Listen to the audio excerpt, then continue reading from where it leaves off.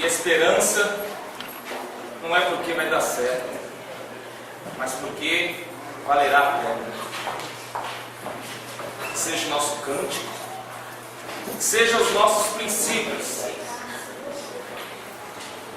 seja o nosso viver, uma vida que valha a pena ser vivida. E assim seja para todo sempre. Amém. Quero convidá-los a abrir vossas Bíblias no Evangelho que escreveu São João.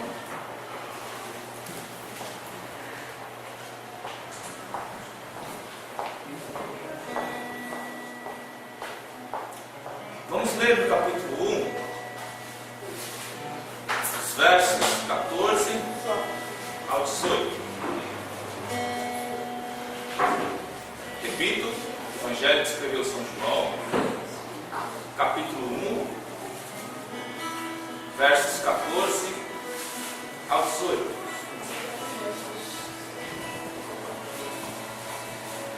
Diz assim: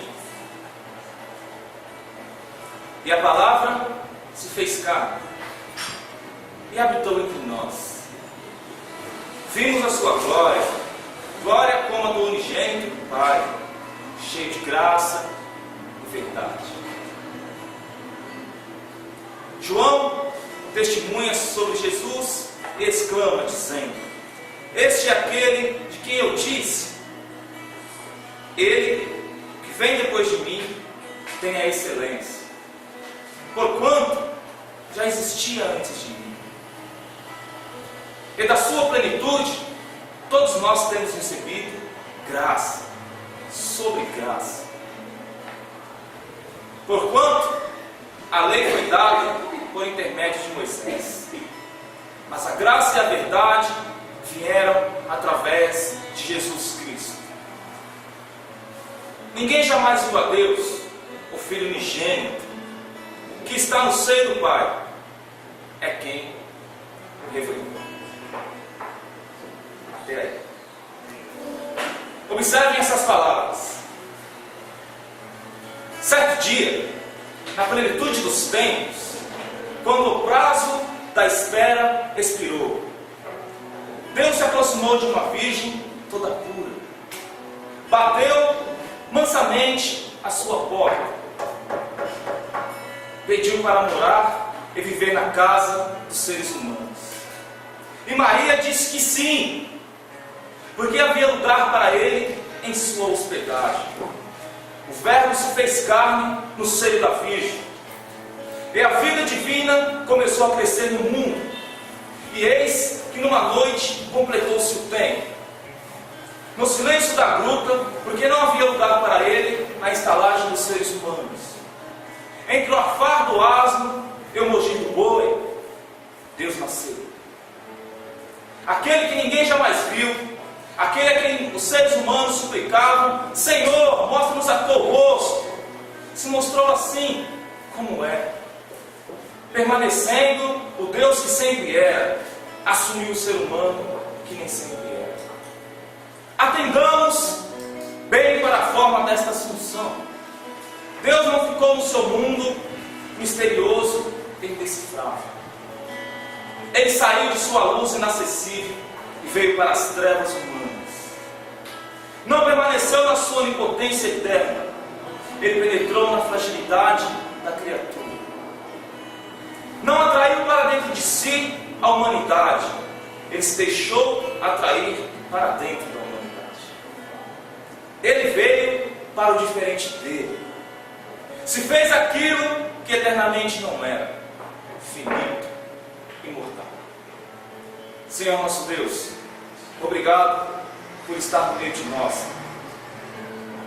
Ao falar de Ti, Senhor, refletir sobre Ti, cantar a Ti louvores, nosso coração enche de esperanças.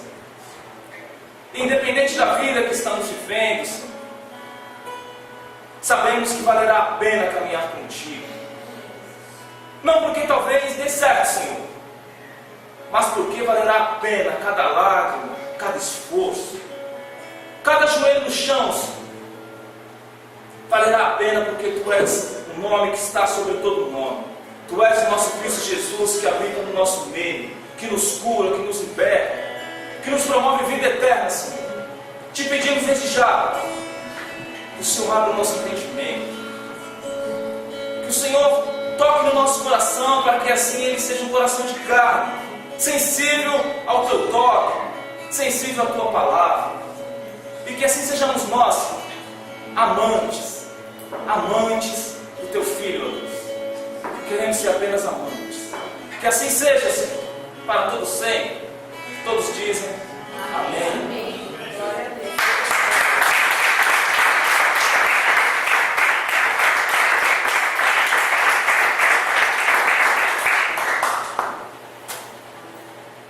Algumas vezes, nas Escrituras, encontramos aparições de Deus, teofanias, mas nunca inclui nenhuma aparição ou descrição das feições do rosto de Deus.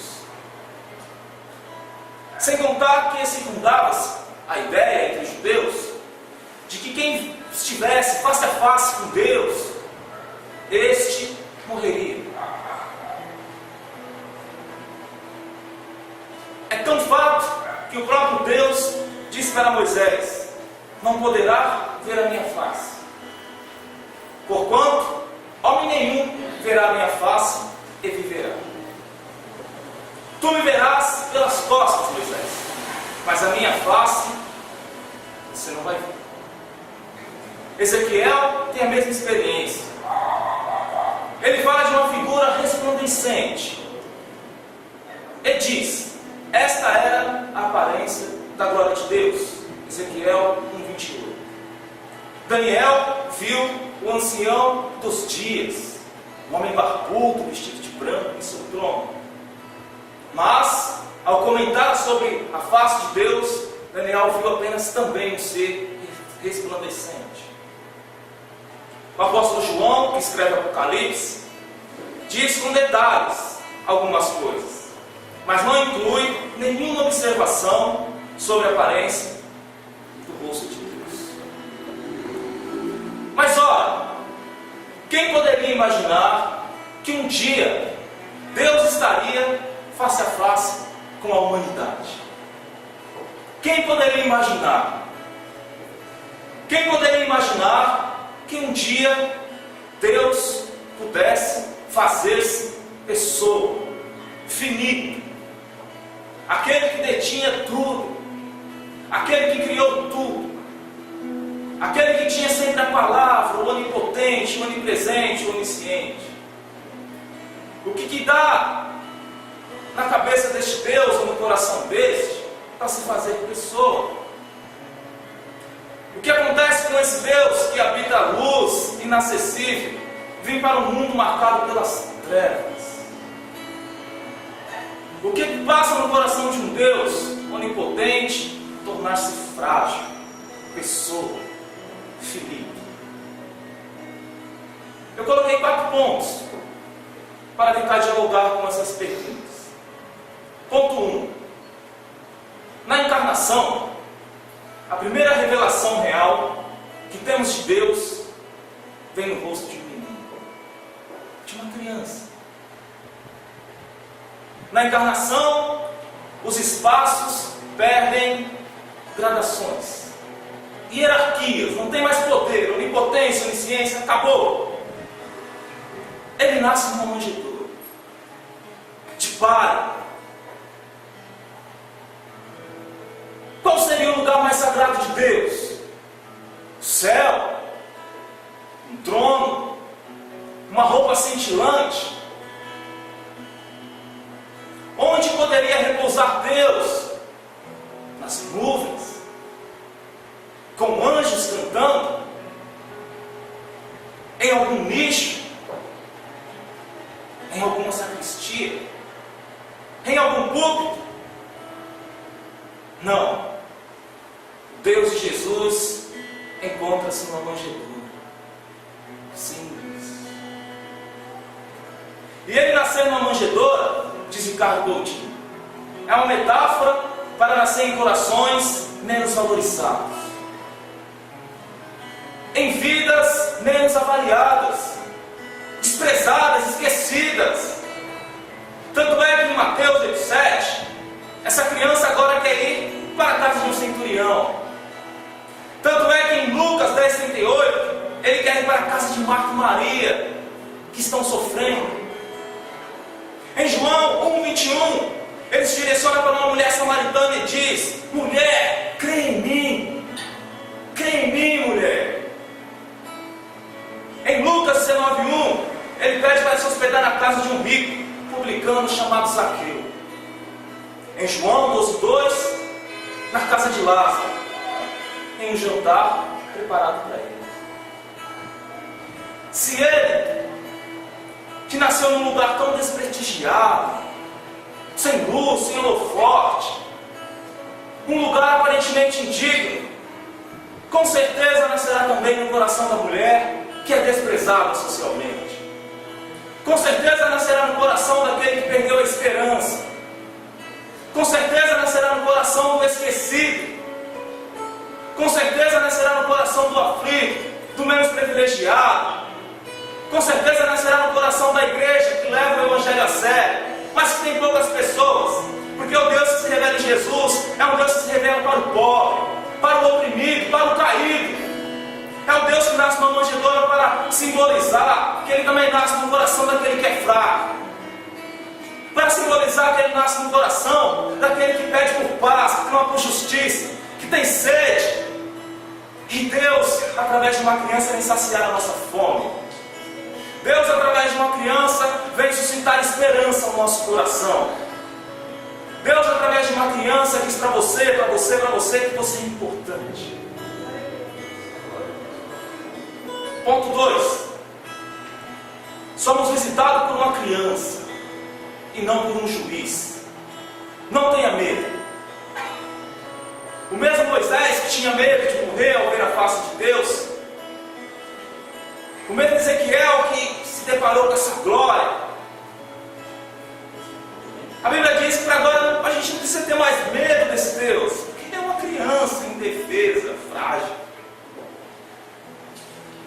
Nas narrativas do nascimento de Jesus, há pelo menos 4 que diz: observe, não tenha medo, não tenha medo.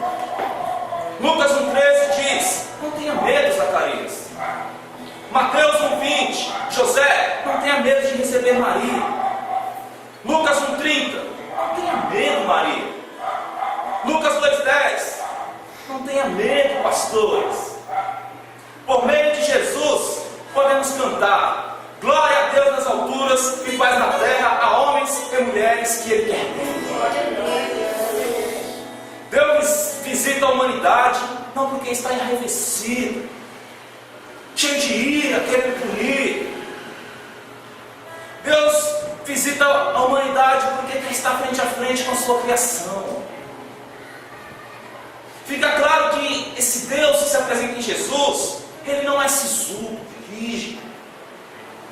Que essa tradição religiosa passava para querer colocar medo no outro, para querer causar espanto no outro, para que esse outro viesse se desdobrar frente a uma punição. Não, Deus de Jesus não é isso. Com Ele não tem medo, mas sim vamos contemplar uma face, um sorriso, uma alegria, um toque. Tinha uma mãe que sempre quando o filho saía para a rua, ela falava: filha, você não pode empinar pipa, porque Jesus não deixa, não pode. Jesus não gosta, filho. E o menino voltava para casa, decepcionado. Quando o menino estava assistindo televisão, passando os canalzinhos lá, ele: filho, não pode, Jesus não gosta disso. Primeira namorada que o menino chega e fala para a mãe: mãe, arrumei uma namoradinha na escola. Meu Deus, não pode, porque Jesus não gosta. Certa vez, a mãe chama o menino: vamos à igreja, filho, porque hoje é Páscoa e vamos celebrar a ressurreição de Jesus, porque Ele morreu. O menino na hora expressou: graças a Deus que Jesus morreu. Graças a Deus que Jesus morreu. Por isso, saibamos que Deus e Jesus nos visitou por meio de uma criança que não bota medo e que não é um juiz. Através de Jesus somos olhados com amor, e não com aspereza. A salvação que Ele trouxe tem coração, ela pulsa. Por isso, depois de Jesus, só os apaixonados se salvam. Só quem ama encontra-se salvo e caminha para a salvação. Demos-nos presentes uns aos outros. Demos-nos presentes. Porque Deus mesmo se fez presente na forma de uma criança que chora entre os bois e os asnos. Demos-nos presente. Deus nos presenteou com o seu Filho. Ponto 3. Quando professamos, o Verbo se fez carne, cremos que o ser humano chegou a Deus, porque Deus chegou primeiro ao ser humano. Deus nos amou antes mesmo de voltarmos a nossa atenção para Ele. Deus nos amou sem nenhum interesse, sem barganha, sabendo que muitos de nós pode virar as costas, pode furá-lo, pode bofeteá-lo. Deus nos amou, nos visitou primeiro. Na literatura grega tinha um mito bem conhecido, chamado o mito de Sísifo.